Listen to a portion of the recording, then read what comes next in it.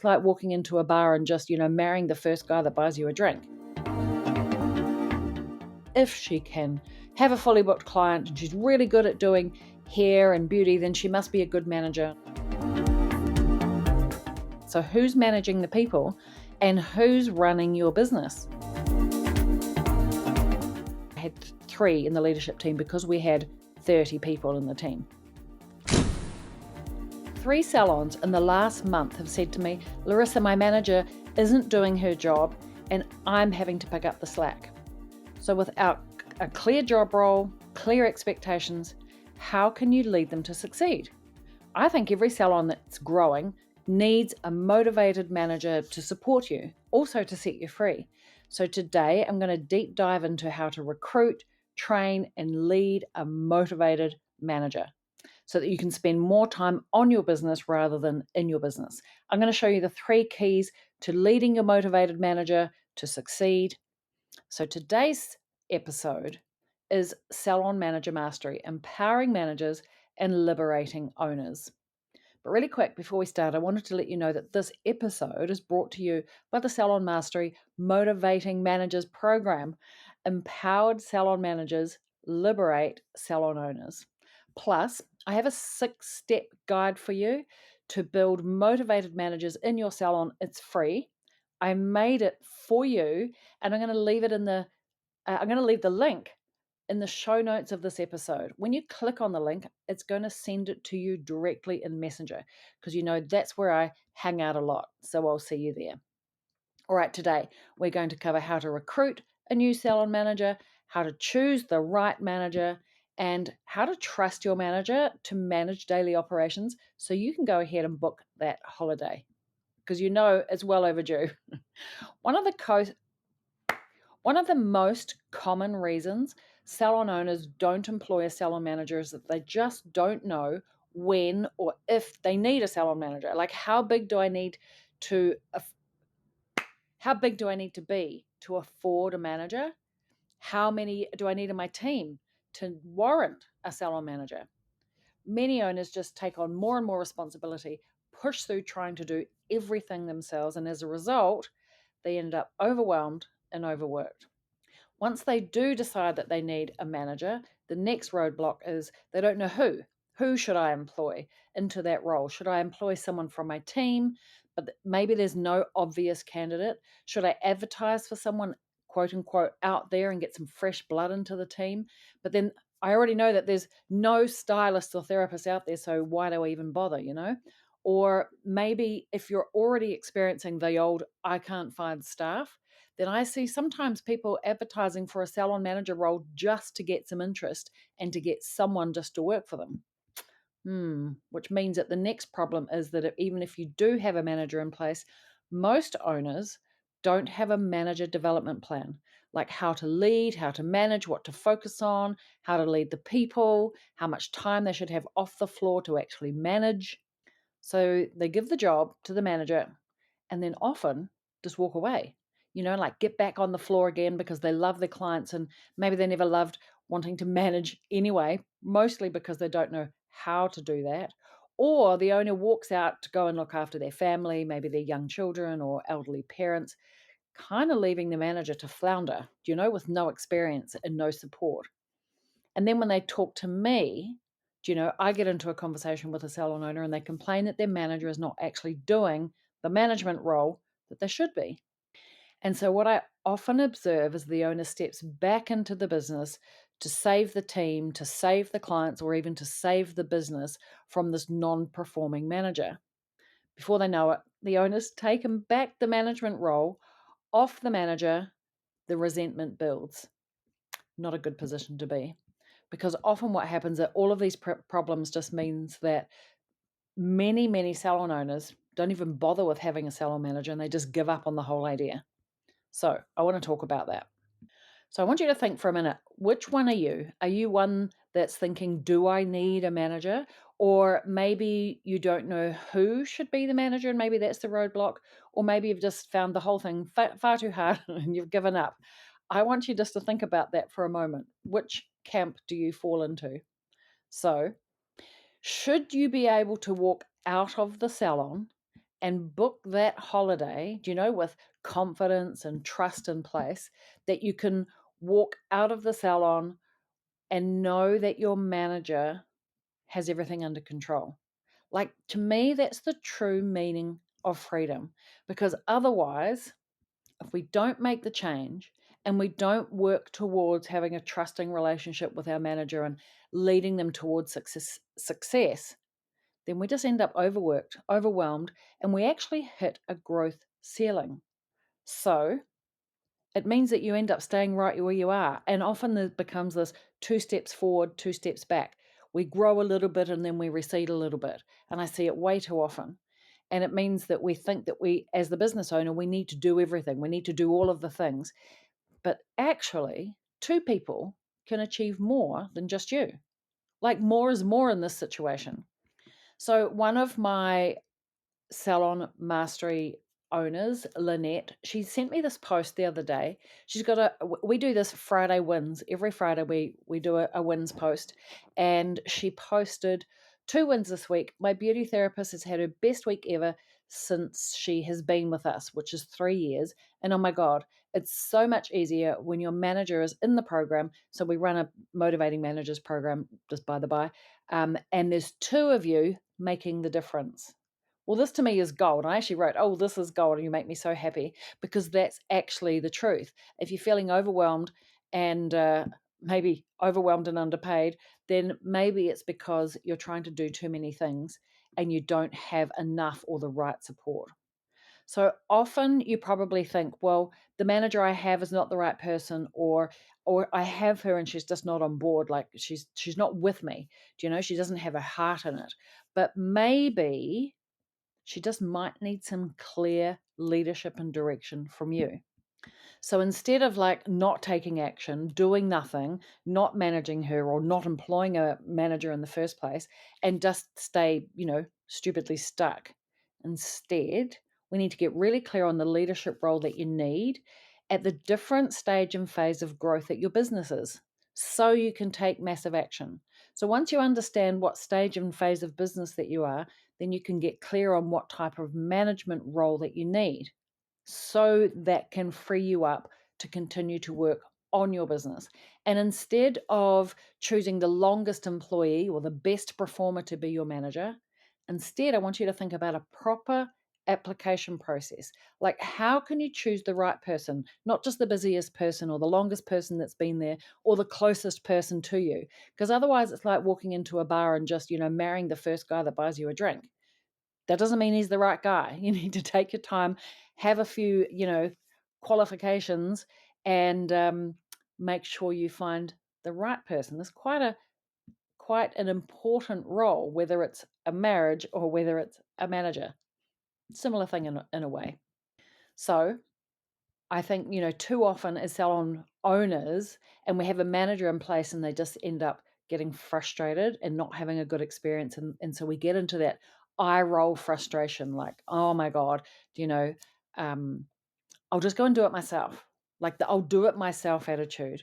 And if we're feeling like they're not up for the job, then I think actually we need to change the focus as the owner, as the leader, and commit to the training and the development of the manager that you've put in place. Once you've found the right person, commit to a training and development plan. Now, for some of you, we haven't met. And well, you probably know, I'm Larissa. I'm the founder of Salon Owners Collective. 6 months out of my apprenticeship, I opened my salon, which I owned for 20 years. And when I sold, I had 30 amazing women in my team. But more importantly, I had 3 amazing, we used to call it the dream team. I had 3 amazing people on my leadership team. I had a salon manager. She ran the, open, close, the team. She originally was the floor manager, and she ran the humans, the stylists. And I had an ops manager. She ran the back end. So the salon manager ran the front end, the ops manager ran the back end, and then I had a training and development manager, and she ran the apprenticeship program, the one-on-ones, and the do I get a pay rise, human development career pathway. And the 3 of them, and then me, of course, at that time, I only worked in and on the business 15 hours of the week because I was at home with my 2 young children and I had started another company. So I was very much a present owner, CEO, if you will, but it was fully managed. And that dream team of people, and you've got to imagine I had three in the leadership team because we had 30 people in the team. So not everybody needs three managers. But I wanted to share that because it's through that experience and now coaching owners in their growth journey, I've recognized how important a manager is in that growth journey. And it's really an anchor piece to growth. And so I wanted to just touch on that. All right, let's get back to motivating managers and liberating salon owners. I'm going to talk about 3 key pieces here. Role clarity is number 1. We'll touch on that. Making the right choice, making sure we choose the right person. And then last but not least, leading and getting out of the way so our manager can do the job properly. All right, well, let's start with clarity on the manager's role, because I think it's, one of the things that keeps us stuck is that we don't get clear on who we want and what. Before we get clear on who we want, we have to know what the want is. What is the role? What are the different parts in the business that I need? And so if we have clarity on that, then clarity always means that we can step forward with confidence. So number 1, I think we've got to think about the right timing. And this is the way that I want you to think about it. One person can effectively manage around 7 or 8 team members. So that means, if you've got 3 people, you can probably manage clients and managing the people. But if you get to around 7 or 8 people in your team member, whether that's apprentices, front of house, stylists, and therapists, you start to get quite stretched, especially if you are serving clients. Because if you're serving clients 40 hours of the week, you cannot tell me that you're managing 7 or 8 people. You're serving clients. So who's managing the people and who's running your business? So if you're only a half person on the floor, well, then you're half in the management role. So then you can only manage half of that number. So, you've got to do the math here. And so if you understand the role and the value that putting somebody in a management role will give you by freeing you up, then I want you to think about how do I think about the parts of that role? What happens on a daily basis so it's not reliant on you? Like something that happens every single day, like opening and closing is something that happens every single day and it doesn't need to rely on you. You don't have to be the only one that does that. Somebody else can learn that skill. What is repeatable? So, what is an easy system or a process that's teachable, it's easy for other people to understand that you need to do every day? Something that's repeatable, teachable, easy to systemize. Those types of things that are daily and weekly, those are the things that you want to start with in terms of building a management role so you can relieve yourself of those daily and weekly repeatable tasks. And you just want to keep hold of the things that only you can do. Like, can somebody else do this? And not sort of an ego you, like, oh, I'm the only one that can do a good job. No, that's not what I'm talking about, because that's just ego. We want to think about things that are easy to systemize, you can teach easily, repeatable, and they happen on a regular basis. Free yourself from those things so you can work on growing the business. That is the goal here. So number 2 is get an organizational chart. I really think that a visual representation of your role and the relationship with that role to the other people in the business is really important, not only for you to understand, but for your whole team to understand. I have an org chart, and we've probably had about 37 versions over the last 8 years. Salon Owners Collective is about to be 8. And every time that there's a bit of a role shift, especially when you're a startup, business, roles shift a lot. And the visual representation of any one person's role and how it relates to anybody else in the business is a game changer, right? So if you're creating daily and weekly systems and processes you want to put that into your organizational role so we can see who is responsible for what. So get that clear, especially between you and the manager. Get that clear, and then she or he needs a written job description, a really clear purpose of the role, details of the role, because without clarity, they won't know what is expected from them. And then also think about the on and off the floor balance. Like, how much time do they need away from clients to do the things that you want them to do? Because you can't give someone who's 40 hours on the floor and then lay them with a bunch of responsibility and then think that they're going to succeed. Set your people up for success. And then, in terms of getting clear on that management role, I want you to think about a 3-step pathway. And so, in our Motivating Managers program, we have 3 levels of manager, and I want you to think about the same.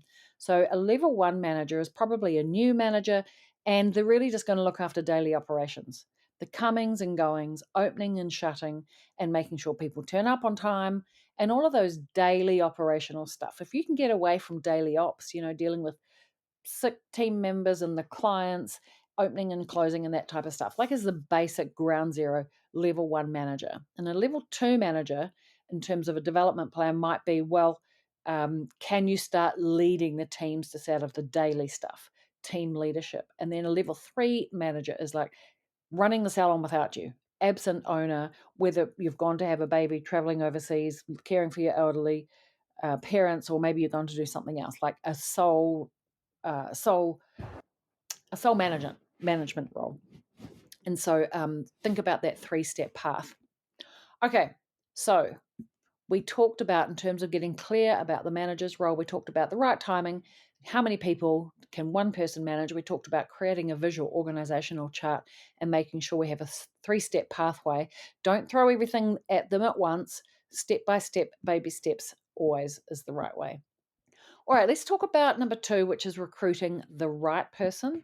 And I think it's really easy for us to make a mistake that we just grab the closest person to us who looks half useful. If she can have a fully booked client and she's really good at doing hair and beauty, then she must be a good manager. And I say, no, probably not. Those skills are not intrinsically related. We want to recruit the right person. So I think, number 1, that is the wrong choice, is the busiest person. 1, they're already busy. And number 2, just because they can build a clientele doesn't mean that they can lead people, right? And if we think about taking somebody off the floor, our top performer, to take them off the floor to do some admin tasks, it doesn't necessarily logically make sense. It may not be the right move. So you want to think about that just a little bit more deeply. So then you want to think, well, who is the right person? Well, I think the right person is someone who has leadership qualities, not necessarily technical skills.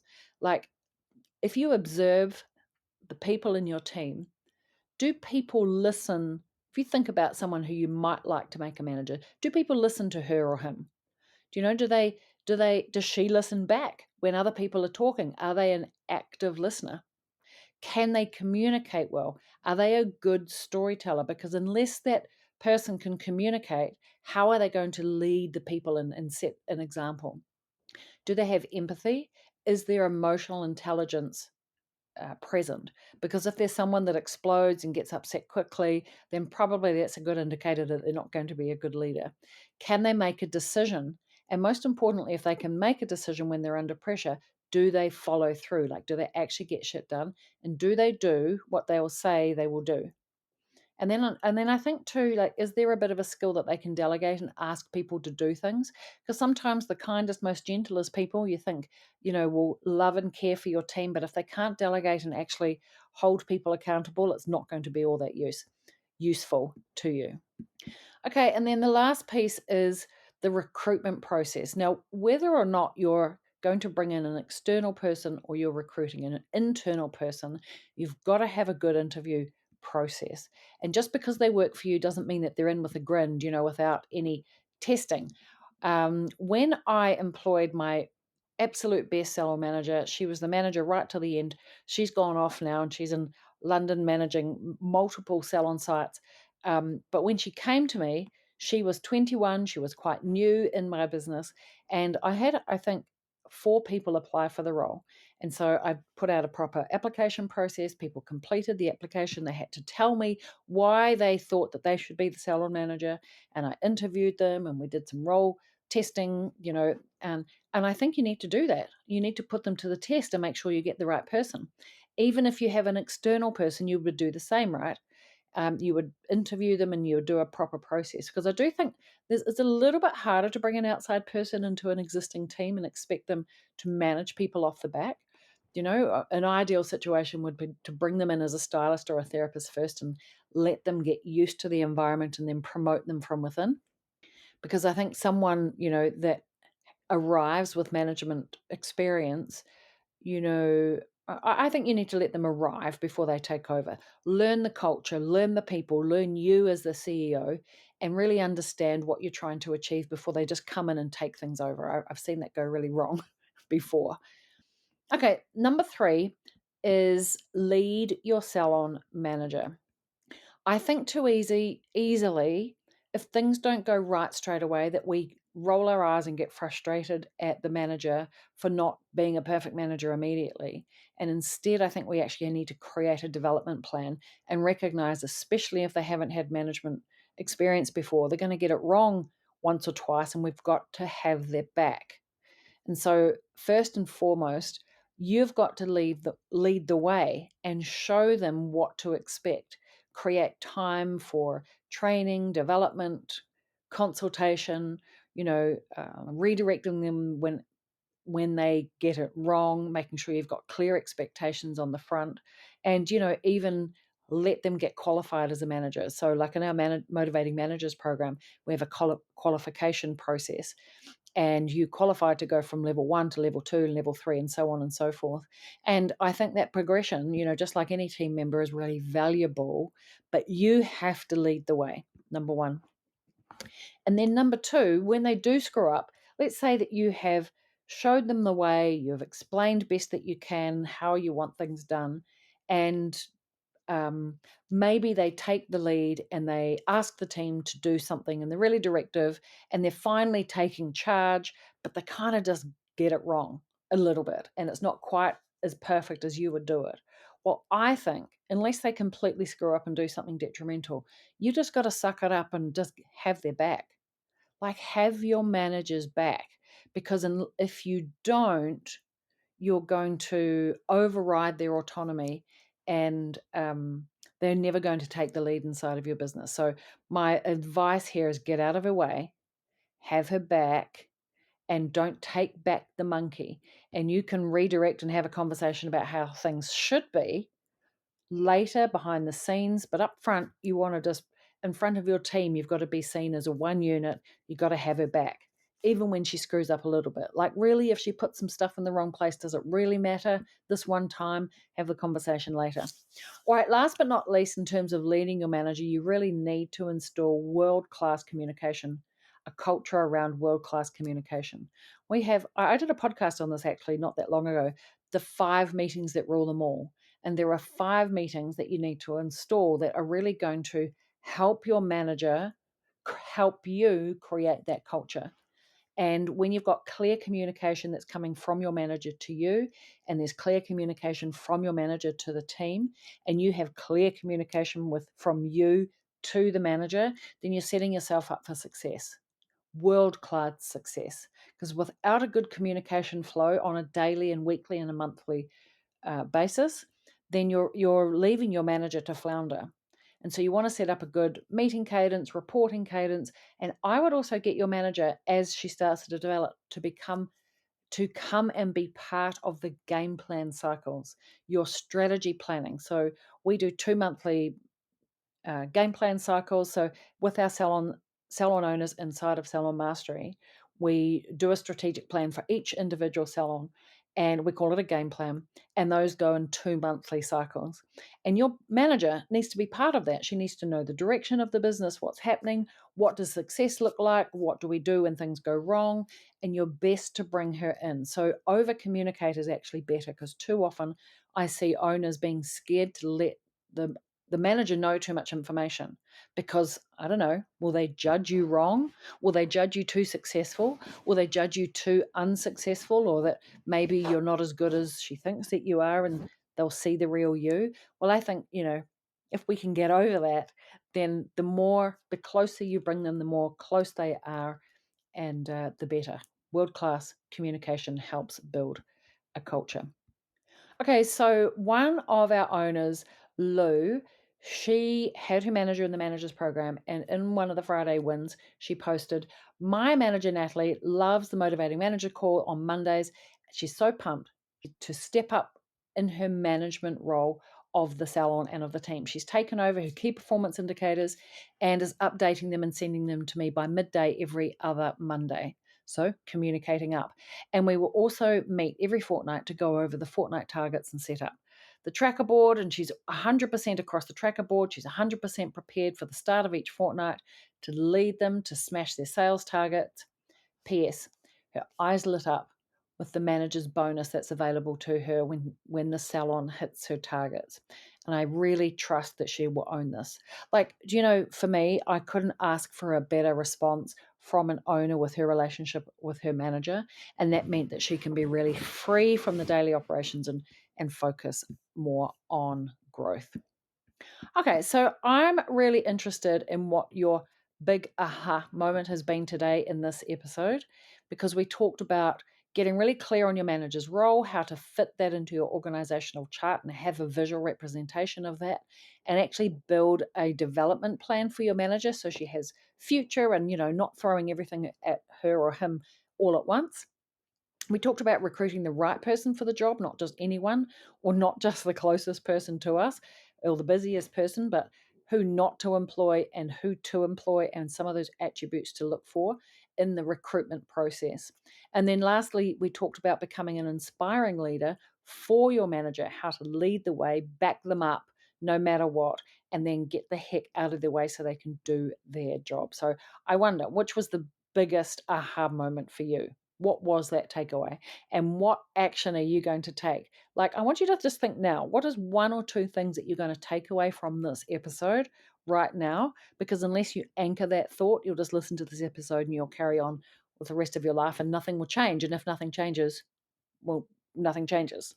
So where do you think you need to focus your attention? And as a best boss or as a strong leader, you need to recruit and train and lead your manager, or even just decide that you need one so you can book a holiday, get away, get a little bit of white space. I think white space is really important as a business owner because it's in the white space on the holiday. Do you know when you have a little bit of a clear mind? That's when you get a little bit of creative inspiration, and that's when you start to solve the problems or think forward into the future and come back with fresh ideas and fresh energy. So if you're stuck and you've got some work to do in your business, then I just want to remind you that you will always be the bottleneck in your business. You're the one that's holding up the process. And do you know why I can tell you that? Because I know that I'm always the bottleneck inside of my business. Like, it's me, it's up to me. And I'm the one that gets stuck. And the way to free Larissa, or the way to free you from being the bottleneck in your business, is that you have to make a change and you have to grab something and pass it to somebody else so that you can grow. Make sense? So I believe that as business owners, we should never go alone, whether it's community or whether it's manager or whether it's team. We can't do it alone. I really think that we can't. Do you know, like, you might be Wonder Woman or Superman. And I remember a time when I certainly thought that I was Wonder Woman. I don't think I really realized I thought that, but I didn't really realize that I shouldn't do everything and try to do everything. And I also felt like business was really like lonely. Do you ever feel like that? Like, business is quite lonely to be in. So we need to get somebody doing the stuff with you. We need a human next to us, because together is better. Together is definitely better. So who do we need to be together with? Well, I think you need 3 different types of people to be together with to do business. And so I think the number one is you need a peer. That's someone in the trenches with you, like someone at the same stage and phase of business, kind of doing the same hard yards as you are, whatever the stage is, like someone at your level. Number 2 is you need a network, like someone who's a step ahead of you, that's someone that's in your network who's one step ahead of you of where you want to be. And number 3, you need a coach or a mentor, someone who's been where you are and can give you the shortcut to success. Like, just shortcut all of the hard lessons and just get to the answer quickly. Well, a mentor or a coach can give you that so you can just jump the pain and get straight to the answer. So if you feel like that you're winging it just somewhat, then really you just want a shortcut and get to a really clear step-by-step plan laid out, right? The right strategies at the right stage of business growth. So if you don't know what the next step is for you, then get some help. If you need help hiring or leading your manager, get a development plan in place so you can get out of her way. Maybe you want to know more about a motivating managers program, that develops all 3 levels of the salon. And maybe you just need some help with leadership and management yourself so you can lead and manage your people more effectively. And so if you don't have a growth plan, then I want to make an invitation to you that maybe Salon Mastery might be the right place for you. So let me tell you, who does Salon Mastery look after? So if you are wanting to grow a team and you already have 4 or more people, maybe you've got 15 in your team, and you want to grow. You're smashing $4,000 a week, maybe $8,000 a week, but you're really clear that you want to get to the $1 million mark. You want to step up and become a true salon CEO for your business.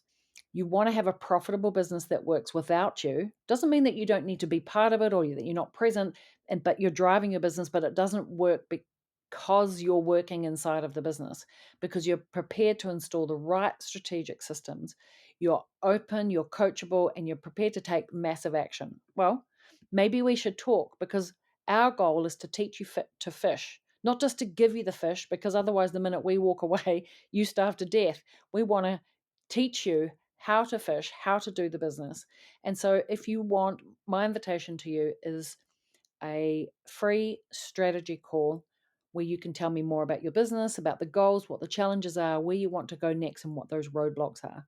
Let's have a conversation. Let's see if Salon Mastery or even the boardroom is right for you in the next growth goal inside of your business. So in the show notes of this episode, I'm going to leave a link to my calendar. Just answer a couple of questions so I've got a little bit of insight into you and to your business. Then you can book a call. Let's have a chat and let's see if we're right to work together. Otherwise, hey, I've left you the 6 steps to creating a motivating manager. The link to that is also in the show notes. And if you click that, it'll go straight to Messenger and I shall send you that the 6 steps to a motivating manager straight away. All right, hey, thanks for joining me on this episode, and I look forward to connecting with you same time, same place next week on the podcast. Ciao for now.